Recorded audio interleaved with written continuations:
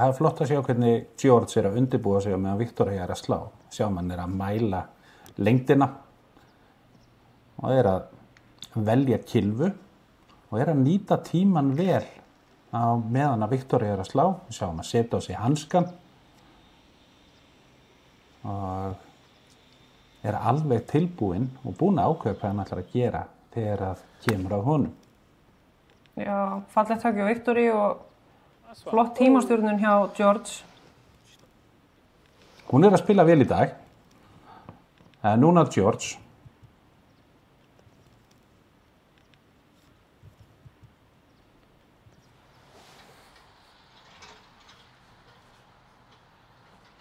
Já, þú ætti vanalega að geta slegið höggið þetta á innan við 40 sekúndum frá því þú getur slegið án truflunar. Og eins og við sáum hérna þá tóku aðeins 24 sekúndur fyrir George út af því að hann var búinn að nýta tíma vel í undirbúning, þannig að það er glæsilegt. Já, það var svo sannarlega ekki þannig fyrir í dag, hann virðist hafa lært af því. Skulum skoða hvað gerði fyrir í dag og Greiði Victoria þurfti að horfa upp á einn versta leikraða sem hún séð á golfvelli. Já, það er engar ýkjur. George hefur mikinn áhuga á að sjá hvað hún að gera þegar hann ætti frekar að vera að nýta tíman og undirbúa sig sjálfur. Já, eins og við sögðum á, þá ætti hann að nýta tíman að vera klár. Að ákveða hvað hann ætlar að gera. That'll be hard to top.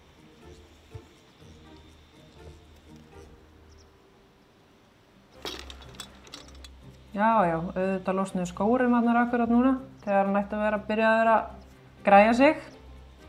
Já, við skulum ítreka það að minna að það eru 40 sekúndur sem leikmaður hefur í að slá golfhögg. Þetta gæti tekið langan tíma ef hann ætlar að skrefa allt og bara vera í sínu megin heimi. Ég held að hann hafi ekki hugmynd hann sé að tefja með þessu. En nú þegar eru við komin upp í 30 sekúndur og þá eru þetta ansi fljótt að fara á böndunum.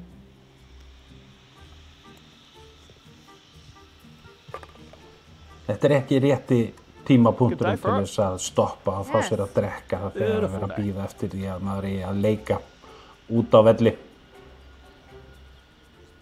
You'll never believe it, but I missed breakfast this morning. Já, eða fá sér such a rush to get to my teeth keks eða orkustykki. Nei, nákvæmlega.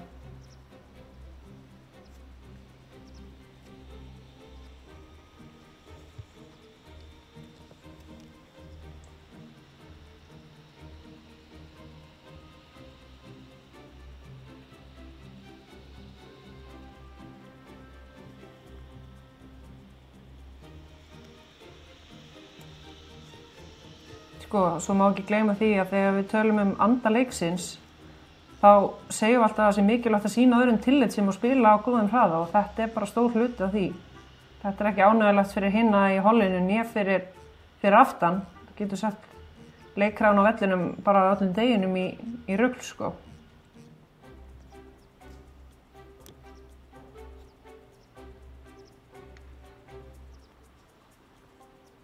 Jæja. Loksins kemur að því að hann slær.